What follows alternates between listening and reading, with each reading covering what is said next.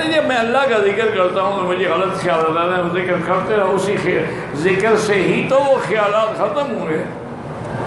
تم ابھی سے گھبرا گئے تو پھر تو کام ختم ہو گیا۔ تم لگے رہے ہو، وہ شیطان میں سے ڈالنے سے بات نہیں آتا اور تم اللہ کے ذکر سے بات آتے۔ اللہ کا حکم ہے فَاذْكُرُوا اللَّهَ ذِكْرًا كَثِيرًا، لگے رہو اسی ذکر کی۔ جب اس پہ چوٹ پڑے گی، مار پڑے گی تو سارے گندے خیالات خود بخود ختم ہو جائیں گے۔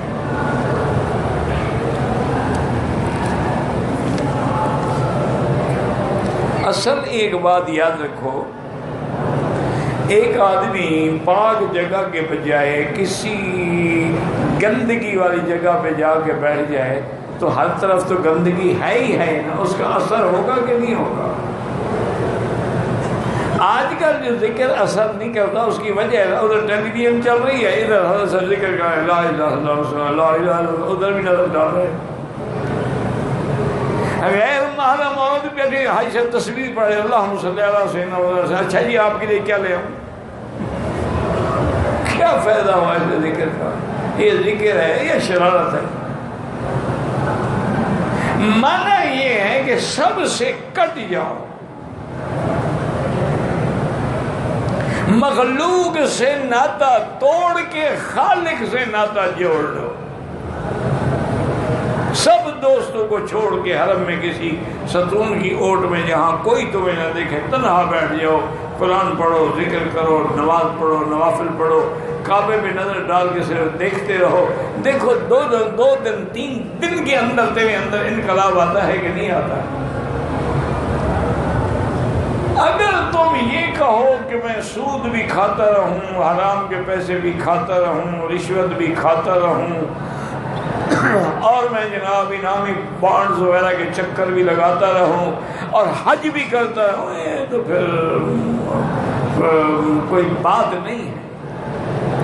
یہ تو آدھا تیتر آدھا بٹیر ہو گیا، یہ اللہ کو پسند نہیں ہے۔ یا مسلمان بنو یا ابو جہل بنو، پھر درمیان میں کیا ہے؟ یا صدیق بن یا ابو جہل بن۔ ابو جہل بنے گا جو جہنم میں تو کوئی مقام ہوگا نا، سردار ہوگا نا جہنم کا، یا پھر صدیق بن، یا سراسر موم ہو جا یا سراسر سنگ ہو جا، یا موم بن جا یا پتھر بن جا۔ یہ درمیانی بات جو ہے، نماز بھی پڑھ لی، فلم بھی دیکھ لی، ذکر بھی کر لیا، غیر عورتوں کو بھی دیکھ لیا، اور جناب تصویر کا زور بھی ہے ماشاءاللہ، اور غیر محرم عورتوں کے ساتھ حج میں بھی تشریف لائی ہیں، اور ایک کمرے میں ماشاءاللہ گزارے حاجی صاحب۔ اور جی حکومت نے ہمیں کمرے کے ایک ہی لاٹ کیا تھا، حکومت کیا کرے؟ انہوں نے 4 بیڈ کا کمرہ ہے، انہیں دینا ہے 6 بیڈ کا دینا ہے 3 بیڈ کا۔ اب یہ تمہارا کام ہے، عورتوں کو الگ کر دو، مرد الگ ہو جاؤ۔